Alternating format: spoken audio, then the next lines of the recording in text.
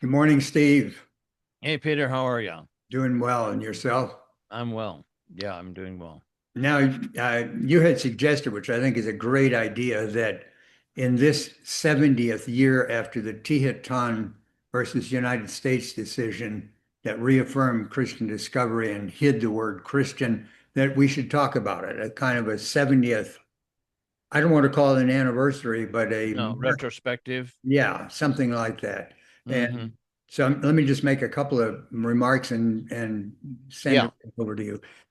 So 70 years ago, in 1955, the Supreme Court handed down a decision in the case called Teton versus the United States. It was an effort by the Tlingit band, a Tlingit band, to get the United States to pay for timber that it had taken from their lands.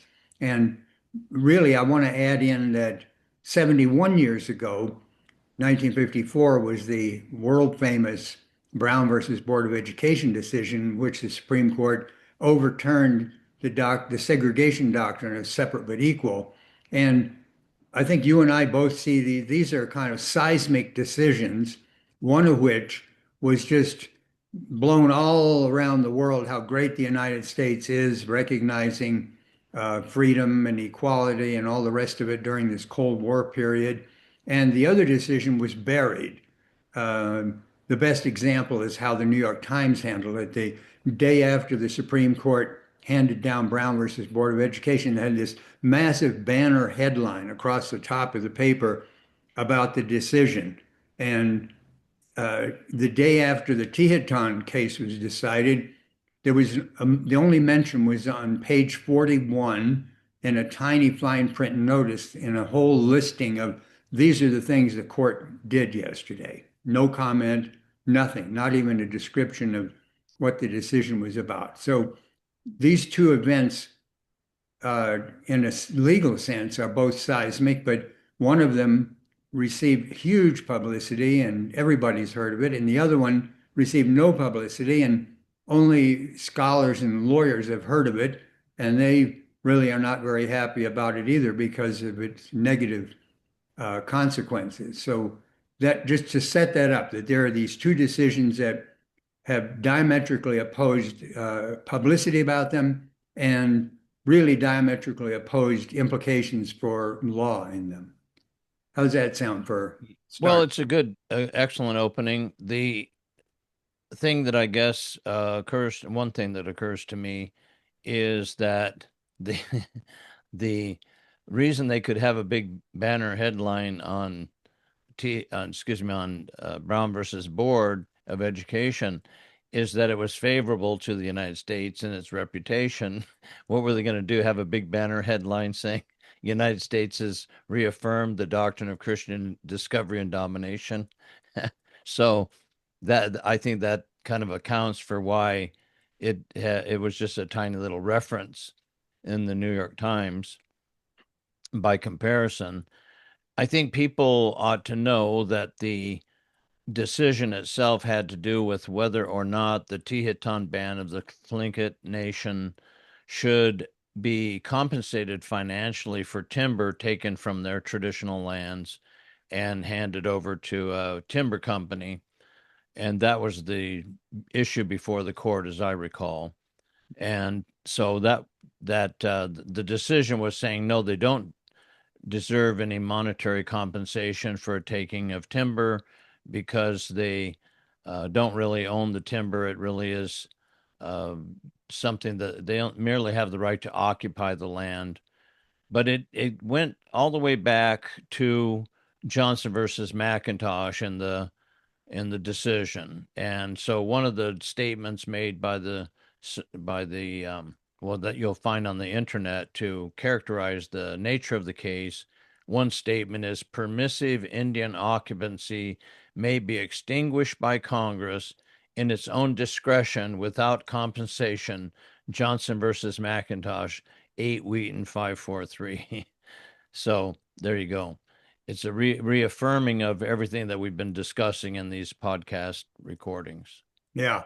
And, you know, at the time, it really blindsided a lot of lawyers that are on the so-called federal Indian law side of things because they had seen the Brown versus Board of Education and they'd seen the Supreme Court's ready to overturn a doctrine.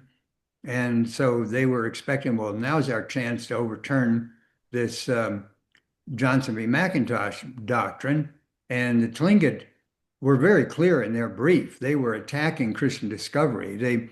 They said it couldn't possibly apply to them, that nothing in the original Johnson v. McIntosh decision related to them. There wasn't any, it wasn't like some so-called discovery. This was in the 50, let's just say 50, 47 to 50, when the effort to take their timber was first undertaken. So you're talking middle of the 20th century, and the Tlingit said middle of the 20th century is not the 15th and 16th centuries. It's not the time of the age of discovery. So they were kind of making an excuse for Johnson v. McIntosh. They didn't really want to criticize it and saying it was a bad decision at the time it was made, but they're saying it would be crazy to apply it right now. They were very clear about all of that. And so the issue was teed up that if the court had wanted to, it could have said, yeah, that's right. That's an old, outmoded decision, and we're going to get rid of it. But instead, they doubled down. And in the process of doubling down, as you said, they reaffirmed the idea that, or not the idea, the doctrine that the original peoples don't own their lands. They don't own the land. They don't own the timber that grows on the lands. One of the things that strikes me when I look at the decision that it feels kind of outrageous, really, is that the timber was designated for pulp to make newsprint. And at the time, the recurring political economic crises that quote unquote, and the crisis at that time was the shortage of pulp. And the U.S. was worried, we have to get our pulp from Canada. And so we're dependent on a foreign source for our newspaper pulp. And we can get this pulp that we need just right here in Alaska. And the Agriculture Department wanted to approve the contract, and there were hearings about this.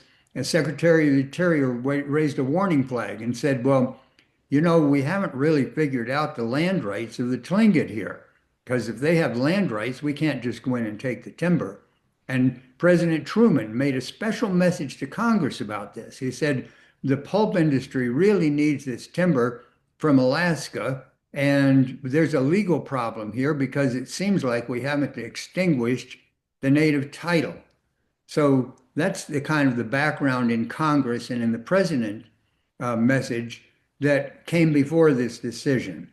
So it's what I think is outrageous is just to take, when you think of the word pulp, it's kind of like saying, well, wait a minute, you mean the forest, the ancient woodlands that these people have lived among and depended on and utilized for hundreds and hundreds of years, it's all going to be cut down and squashed up and mixed with water and turned into pulp, and ink will be put on it for newspapers, and then it'll be thrown away. And yes, that's the economic situation that was going on around the decision. And as you indicated, on the legal side, of course, there were these thorny issues. To what extent was the U.S. going to claim that it still was going to maintain that claim of a right of domination, that it owned Tlingit land?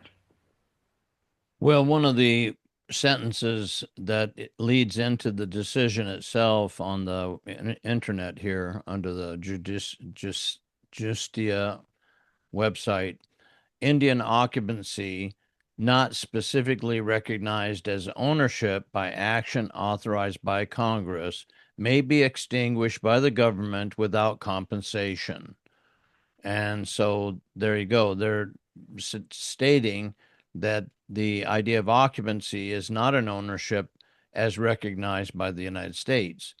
And that's where the theme of domination is buried, is in that word ownership, which I don't know of anyone who will look at that word ownership and think domination. Is just not an association that people make with that particular word, but that leads into the idea of property, and which, as we've discussed before, is leading right into the idea of dominion or dominium, and the right of domination that's being claimed by the United States as against native nations and peoples.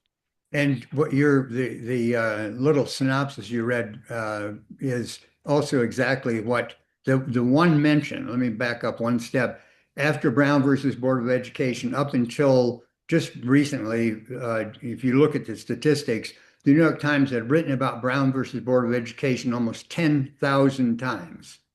And Wow. if you look for how many times I wrote about Teton, once. And you know how it was written? It was when Stanley Reed, the author of the opinion, Justice Reed, when he retired, one of the Times columnists who covered that kind of beat wrote a little eulogy for how great Stanley Reed was and cited the Teton case as showing that he was such a smart justice that what he had argued earlier as a dissenter, saying the U.S. doesn't owe any money in this type of case, became the majority opinion when he wrote it. And the columnist says this is a mark of his greatness, and that the decision was that the U.S. doesn't owe any compensation.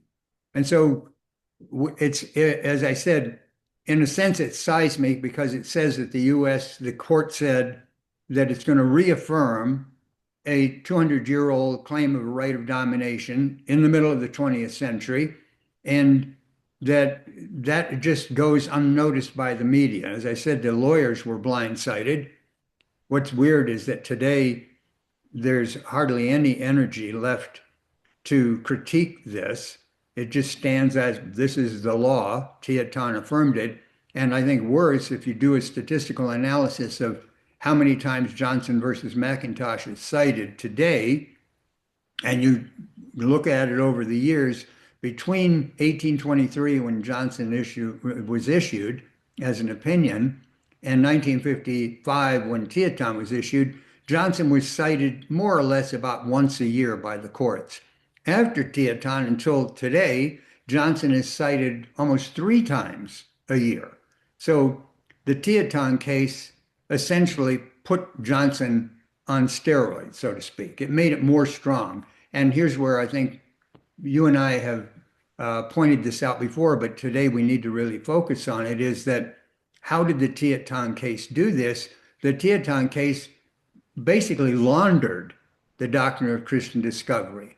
And when I was doing the research, writing my book and doing research into this case, I started digging into the papers of the justices on the court, particularly Stanley Reed's papers in the archives.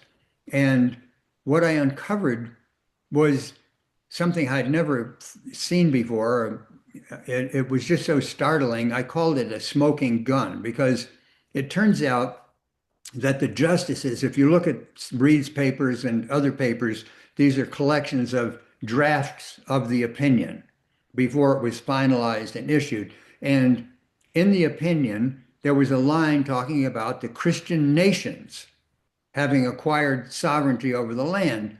And you can see in the margin handwritten notes from some of the other justices. One of them, for example, says, yes, the U.S. has always been a Christian nation. Let's reaffirm that. And another judge says, are you kidding? Can we just say this today just because it was Christians? So obviously they were having a dispute about this. And on the very last day, the day the opinion was issued, Stanley Reed sent a note, and I just want to read it. This is a memo. It's a short memo. Stanley Reed sent this memo to the other justices, and he said this. He says, if there's no objection, I shall change in the final print, meaning this is the final decision that's going to be issued, the first sentence of the last paragraph to read as follows. And here's what the new sentence is going to be. This position of the Indian has long been rationalized by the legal theory that discovery and conquest gave the conquerors sovereignty over and ownership of the lands thus obtained. That's how the sentence is going to read, unless anybody objects. And then the memo continues. He says, the sentence formerly read, this position of the Indian has long been rationalized by the legal theory that discovery and conquest by Christian nations gave these conquerors sovereignty over and ownership of the lands thus obtained. That's the total memo. And when you Yeah. put it out, you see, well, what that memo did and what the opinion did was to remove the key to understanding where does this doctrine of discovery come from. It comes from that long history through the papal bulls, the history of Christendom, etc. That's going to be erased from the decision as it was issued. And I think that's what I'm saying is really promoted the status of Johnson v. McIntosh, because now they can, as Ruth Bader Ginsburg did in 2005, they can just refer to the doctrine of discovery, and people can scratch their heads. Doctrine of discovery, what does that mean? How can you discover something that people are already living on? People can get puzzled by that, but they miss the key clue to understand the history of that doctrine as a claim of a right of domination that goes all the way back to the 15th century papal bulls. And if you follow deeper than that, you get all the way back to the Emperor Constantine creating an imperial church. So you see a couple of thousand years of the history of empire, of claims of domination coming to fruition in the so-called New World with the Johnson v. McIntosh decision. All of that is made invisible by the E010 decision, just by the elimination of that reference in that sentence that Stanley Reed points to and says, let's resolve this conflict that's among us about whether we can acknowledge this decision. Even though he's quoting Johnson v. he's referring to Johnson v. McIntosh, we're going to take the edge off of it. So I'm not sure whether the New York Times would have paid any attention anyway, even if it had said Christian nations. I don't believe so. But what I want to do is pick up with on what you just said. I want to follow that up by referencing the United States legal brief that was submitted in October of 1954. And I recall that you had sent me the E010 ruling at one point from one of the websites that you had access to. And the U.S. legal brief and the E010 legal brief were both attached. And I had never seen either of those documents. And so I opened the U.S. legal brief and I was astounded at what I saw. So, as an example, petitioners' alleged property interest in the Alaskan lands involved is nothing more than original Indian title in quotes. Now, this is from the United States government, the solicitor's office. Petitioner, a clan of Tlingit Indians of southeastern Alaska, claims the right of full proprietary ownership in fee simple in the area in question by virtue of the fact that its members have, as a tribe, band, clan, or group from time immemorial, continually used, occupied, and claimed the area in their accustomed Indian manner.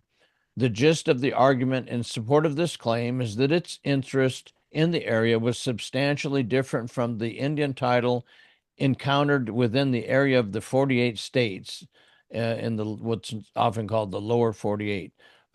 Pardon me. And so number 13, section 13, I guess, letter A, the discovering nations acquired absolute title to the lands of this continent, subject only to the Indian right of occupancy.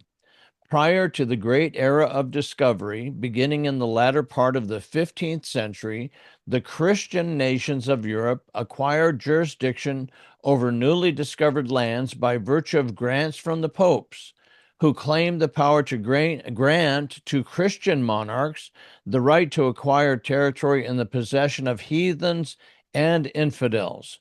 Lindley, The Acquisition and Government of Backward Territory in International Law, 1926. For example, in 1344, Pope Clement VI had granted the Canary Islands to Louis of Spain upon his promise to lead the islanders to the worship of Christ. And following the discovery of the New World by Columbus, Alexander VI in 1493 and 1494 issued bulls granting to Spain all lands not under Christian rule, west of a line 100 leagues west of the Azores and Cape Verde Islands, citing Cambridge Modern History. The latter papal bull grants, or excuse me, papal grant, because of the breaking down of the papal authority and the vastness of the territory covered, was not accepted by the other nations or even greatly relied upon by Spain.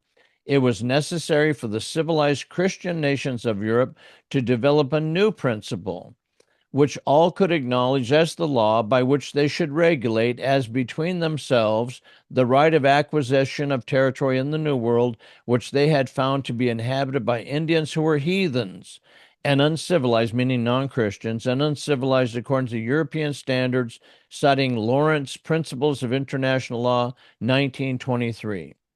So isn't that amazing? Yes, it's astounding that this brief coming out of the solicitor's office, I've often been curious. I was not able to get into the archives of the Department of Justice and the solicitor's office. I was not able to find any drafts or memos back and forth. And I've always been curious what discussions were going on in the solicitor's office. They had just finished having written this tremendous amicus brief because they weren't a party in Brown versus Board of Education, but they came in heavy, heavy, heavy on the side of let's get rid of this doctrine of segregation and all this stuff about freedom and equality and the rest of it. And then within 127 days or something like that, they had written this other brief that you were just reading from. So was there schizophrenia involved? Were there two separate teams of assistant solicitors working that weren't talking to each other? What were they having their own conversations that were similar to what the justices did? Is like, how can we say this? I mean, filing a brief in 1954 citing the Bible and the popes for saying that the U.S. owns this land is just astounding on its face. But to have done it right after the other completely opposite kind of wavelength is really astounding to me. And I don't know whether anybody, I haven't found anybody who actually has dug into that and said, well, who did this and which Well, law? it was Ralph Barney in the Justice Department, and he had a team of people in the Indian Land Office there in the Justice Department, and he worked with the solicitor at that time was Simon Sebeloff, who was a judge from Maryland, and who was also an Orthodox Jewish man, and which is kind of interesting when you think of the chosen people in the promised land narrative that we've looked at with regard to federal Indian law and the underlying basis of it. But that was a big part of it. And notice that these two documents being cited are from the 1920s. That's also the time when Charles Cheney Hyde was the solicitor, the solicitor of the State Department, I believe it was, and he had also written a book on international law at this time in the 1920s, and so this was standard thinking within those circles within the U.S. government. And the thing is that you have the difference between racial categories and racial prejudice, racial discrimination, racism, and land and property. Hmm. And in fact, the entire property system of the United States. So the stakes were very, very high in terms of what they had to protect with regard to the property rights of the United States. Yeah. I wanted to read a tiny bit more here because I think it's very, very important that people hear this. This is continuing on in the U.S. Legal Brief 1954 in the case Teton Indians versus the United States. At first, mere discovery was considered sufficient to create a good and complete title. But because of the extravagant, conflicting claims based upon discovery alone, it was soon found that a more stringent basis was necessary, citing Lawrence again, Principles of International Law. After a lapse of many years, the principle was finally evolved, quote, that discovery gave title to the government by whose subjects or by whose authority it was made against all other European governments, which title might be consummated by possession, close quote, Johnson versus McIntosh and Martin versus Waddell from 1842. Also Lawrence's Principles of International Law and so forth, a few other. Oh, and Joseph Story's Commentaries on the Constitution.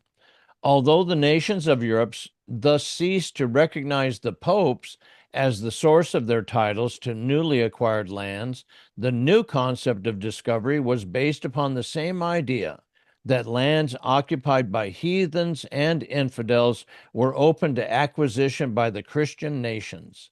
As stated in Johnson versus McIntosh, this is demonstrated by the fact that the English sovereign's grant of a commission to the Cabots, meaning John Cabot and his sons, was for the discovery of countries then unknown to Christian people, and to take possession in the name of the English king. Similar commissions issued to Gilbert and Raleigh. Pretty wild, huh? Yes, I'm glad you emphasize the stakes that are present here. The Brown decision dealing with racism and equality under the Constitution, and the E010 case dealing with land and land that was the issues were really beyond the Constitution. These issues, what you're talking about, the doctrines that were being cited, were well before the creation of the Constitution. So, Yes. and it should be a warning flag to people who want to use the racism analysis to look at federal Indian law because they're going to miss the point. It's only about land. Land is the only real issue here. Well, Property it's rights, also about land. domination, though, too, Yeah, isn't it? of course. Right? But I'm Yeah. saying, but there's domination thing in racial categories within a constitutional Yes. framework, and there's domination of land issues that way beyond the Constitution. And if you want to make any progress in understanding federal Indian law, you can't get waylaid by going down this racism analysis path. There's racism is involved. I'm not saying it's not involved, but it's not the basic doctrine that's involved. Yeah. And Yeah. I want to, you're quoting, as long as you're quoting that brief, let me quote another part of the brief. The U.S. brief said they recognized that, of course, there were some people who had different opinions. So this is what it said. Principles of natural law and abstract justice are appealed to by some to show that the Indian tribes ought to be regarded as the owners of the soil they occupy. So they're saying there are some people who think that there's some justice issues involved here, but it rejected it. It said, nope, the fundamental principle, this is again a quote from the brief, the fundamental principle that the Indians had no rights by virtue of their ancient possession, either of soil or sovereignty, has never been abandoned. And then they Yeah. went on to talk about the Worcester case. And we see even today, people think that John Marshall's Worcester v. Georgia case was some kind of positive statement about Indian rights. And so the U.S. brief wanted to clarify that. They said, while the opinion in the Worcester case contains some language which might indicate that the U.S. could extinguish Indian title, there's that technical phrase meaning occupancy, only by purchase, that means that the Tlingit would have had to be paid. The opinion also recognized the existence of the power which Chief Justice Marshall had earlier defined in Johnson v. McIntosh to extinguish the Indian title of occupancy either by purchase or by conquest. So Yeah. we see there's no confusion in the U.S. brief about the deep history of this doctrine. It's Yes. very Well, clear. okay, so continuing on from where I left off with regard to the various charters of England, at least a couple of them, this is a quote by the U.S. government. They're quoting from Johnson v. McIntosh. The potentates, meaning the rulers or monarchs of the old world, found no difficulty in convincing themselves that they made ample compensation to the inhabitants of the New World by bestowing on them civilization and Christianity in exchange for unlimited independence. Now, that's a really bizarre sentence, and you Absolutely. have to look at it for a while and pull it apart and parse it and do all that deep analysis in order to realize that what they're saying is that they are receiving from someone in exchange for unlimited independence. So somebody's getting unlimited independence, and in return for receiving that, they are bestowing on the Indians civilization and Christianity. So obviously, they're receiving from someone unlimited independence for this gift that they're bestowing on the Indians. of civilization. Now, what's really interesting is we know that in this context, civilization means the forcing of a cultural pattern on a population of which it is foreign. So that's domination. And so who's giving them the unlimited independence? They're giving it to themselves. That's what's so astounding. Marshall has made it seem as if there's this trade going on, this exchange, but it's just a mental exchange within their own minds whereby they're rationalizing what they're doing in the idea realm, in their own mental world. And it's just extraordinary the way he has put this together, right? Yes, Uh, because you read the phrase there. They had no difficulty convincing themselves. It's that's like, right. Yeah, oh, I had a lot exactly. of trouble convincing myself that I should go take that, whatever that ad Yeah. was or Well, however. we had little difficulty convincing ourselves that we should go rob that bank, but Yeah, finally exactly, we did it. Yeah. exactly. And I tell you what, the basis on which we're going to do it is because we're Christians, but in the goodness of our hearts, we're going to give them Christianity. Yeah. Okay? Well, that isn't that amazing? So we're going to bestow domination on them, Yeah, and in return for doing that, we're going to give ourselves unlimited independence. yeah, The Indians retained certain rights of occupancy, but the discoverers asserted exclusive title in themselves, subject only to the right of occupancy, citing Johnson versus McIntosh again, that the discovering nations asserted complete title in themselves, even as against the heathen natives, is well illustrated. By the way, this is now the U.S. government writing this part. yeah, Even as against the heathen natives is well illustrated by the enactments of the colonial legislatures in Massachusetts as early as the period 1633 to 1637. The General Court had declared, and then citing laws of the colonial and state governments relating to Indians and Indian affairs, 1832, that what lands any of the Indians in this jurisdiction have possessed and improved by subduing the same, they have just right unto, according to that in Genesis 128 and chapter 9 1 and Psalms 115:16. Then citing, there's a footnote here, footnote 5 at that point, Genesis 1:28, and God blessed them, and God said unto them, be fruitful and multiply and replenish the earth and subdue it. And God blessed Noah and his sons and said unto them, be fruitful and multiply and replenish the earth.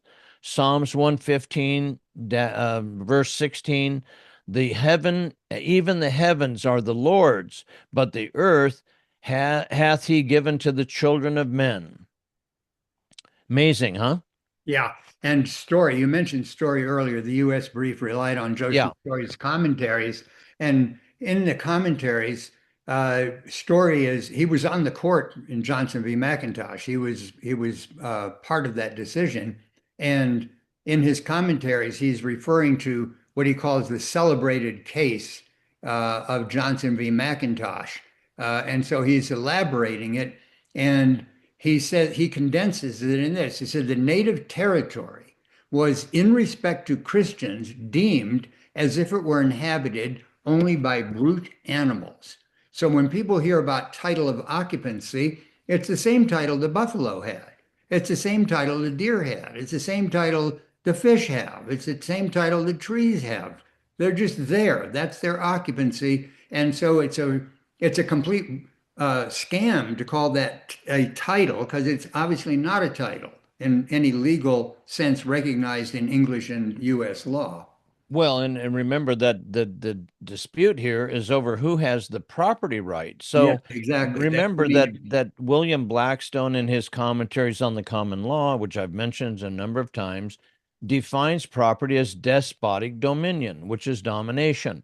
And what does he cite as the basis for that but Genesis 128 in the Bible, Yeah. which is what the US government is citing here? And then there's a little bit more that I want to just cover, and then I'll stop quoting. And for the further encouragement of the hopeful work amongst them for the civilizing and helping them forward to Christianity, if any of the Indians shall be brought to civility, and shall come among the English to inhabit in any of their plantations, and shall there live civilly and orderly, that such Indians shall have allotments among the English according to the custom of the English in like case. And then there's a little bit more where they're going back to Genesis 128 again. But this, remember that this is from the U.S. government to the U.S. Supreme Court in 1954, Yes. 8 years after the Universal Declaration of Human Rights was Yeah. adopted by the United Nations system. Yes, and it's obvious from what I'm calling the smoking gun memo that Reed did and the dispute on the court. It's obvious that they looked at this. These nine judges are saying, "Whoa, what kind of hot potato did the brief send to us? Why didn't they calm down a little bit so we could just make an easy decision here?" And the U.S. is just hammering Bible, popes, Christianity, all of that stuff that's the brief. And Yeah. that's what I'm saying. How is it? How did that make it out of the solicitor's office? They must have been very confident, like nobody's going to ask any questions about this. This is just Well, our legal position. remember that was the Eisenhower administration. It was termination. It Yeah. was a very fundamentalist Christian type of era within the U.S. government system. And so perhaps it was the atmosphere of the times as to why they felt comfortable submitting such a brief to the Supreme Court. But I think it's because that's the actual basis of their Well, legal it system. is. It is. But that's what's astounding is today, and in fact, this is a good time to mention this. Today, that's still the actual basis. Yes, You that's right. you look hard, long and hard to see it because even the lawyers that are working supposedly on the side of the original peoples are saying, "Oh, plenary power is good for us." They don't want to deal with the fact that plenary power is a claim of a right of domination. The trust doctrine, oh, the trust doctrine is really good for us, and they cite that. So the actual doctrine is invisible, and if it is visible, it's not going to be portrayed in any filing that I've seen, except very rarely. The Red Lake Band, for example, or the Tlingit themselves, or the work from the Yakima. There are a handful of examples where it's been called out, but by and large, it's not called out at all. So, in regard to the trust doctrine, I want to point out something else that happened in the Teton case is that a couple of states submitted amicus briefs, that's so-called friend of the court, amicus briefs to the Supreme Court. Now, in today's thinking, people say, oh, the states, boy, they're the enemies of the Indians. You know, good thing we have the federal government with its plenary power and trust doctrine to protect the Indians from the states. Well, guess what? New Mexico and Utah submitted amicus briefs expressing their alarm at the position that the U.S. was taking. And Utah specifically told the Supreme Court that it should reverse the denial of compensation. It said that the U.S., and this is a quote from the Utah brief, the federal government has a duty to clean up a situation which it has permitted to develop during a century of holding the Indian problem within its own jurisdiction. An important part of cleaning up the problem it consists of settling for the taking of Indian title on a fair and just basis. In other words, that it would at least have to be paid. Yeah. New Mexico criticized what it called the U.S. stock defense that original Indian title is not compensable. And it said that the Teton Indians should be dealt with as if the claimant were a non-Indian invoking the jurisdiction of the Court of Claims. Well, there you have it. Teton, major case. It was two states that came down on the side of the Tlingit. There weren't any other amicus briefs, as far as I can remember. Yeah. Two states. Well, and so that is very fascinating. We're running out of time for Yeah. this particular session, but I wanted to turn again because you mentioned Story, and Story is referenced in the U.S. legal brief. So when we go to his commentaries on the Constitution of the United States, and it's astounding that he begins with Chapter 1, Origin of the Title to Territory of the Colonies. And there's this bit. Section 1, the discovery of the continent of America by Columbus in the 15th century awakened the attention of all the maritime states of Europe. Stimulated by the love of glory and still more by the hope of gain and dominion, many of them early embarked in adventurous enterprises, the object of which was to found colonies or to search for the precious metals or to exchange the products and manufactures of the old world for whatever was most valuable and attractive in the new. And then he turns to the John Cabot Charter. The ambition of Henry VII of England was roused by the communications of Columbus, and in 1495, that's only 3 years after the Columbus voyage, he granted a commission to John Cabot, an enterprising Venetian then settled in England, to proceed on a voyage of discovery and to subdue, dominate, and take possession of any lands unoccupied by any Christian power in the name and for the benefit of the British Crown. Now, this is the context for the Constitution of the United States, according to a member of the U.S. Supreme Court, and this was published in 1833, 10 years after the Johnson ruling. The last thing I want to say about this, if we go down to the section 5, you have this part. The European nations found little difficulty in reconciling themselves, little difficulty in convincing themselves, right? He's just rewording this a bit, to the adoption of any principle which gave ample scope to their ambition and employed little reasoning to support it. They were content to take counsel of their interests, their prejudices, and their passions, and felt no necessity of vindicating their conduct for cabinets. The Indians were a savage race, sunk in the depths of ignorance and heathenism. If they might not be extirpated, meaning wiped out, for their want of religion and just morals, they might be reclaimed from their errors. They were bound to yield to the superior genius of Europe. That's referencing the Johnson ruling. And in exchanging their wild and debasing habits for civilization and Christianity, they were deemed to gain more than an equivalent for every sacrifice and suffering. This is just him rewording what we already read in the U.S. legal brief about the exchange of civilization and Christianity in exchange for unlimited independence. Lastly, the papal authority, too, was brought in aid of these designs, and for the purpose of overthrowing heathenism and propagating the Catholic religion, there's a footnote there, Alexander VI, by a bull issued in 1493, granted to the Crown of Castile the whole of the immense territory then discovered or to be discovered between the poles, so far as it was not then possessed by any Christian prince. So that was footnote number 7. And so let's scroll down to footnote number 7 and see what we find here, if I can do that real quickly, because what he ends up citing to is the actual Vatican papal bull language in Latin. Ut fides catholica e Christiana religio nostri praesertim temporibus exaltatur, ac barbarae nationis deprimantur, e ad fidem ipsam reducantur is the language of the bull, 1 Hazard's Collections, number 3, page 3, I guess. Isn't that astounding? Yeah, it is. And with that, some of the language you just read by about the civilization, et cetera, what they were after, Yes. let's jump back to the beginning of pulp paper, Yeah, pulp Pulp to make Fiction. paper. So that's civilization. Cut Yeah, down trees, turn it into pulp, which will have ink put onto it, hand it out to people with whatever is printed on it, and then thrown away. That's civilization. And that yeah, is what is being glorified. So I want to close with just a statement about let's put together Brown versus Board of Education and Teton within 13 months of each other. And what you see, if you put them together, is that they demonstrate that the apparatus of the American judicial system is a mission to dominate the world.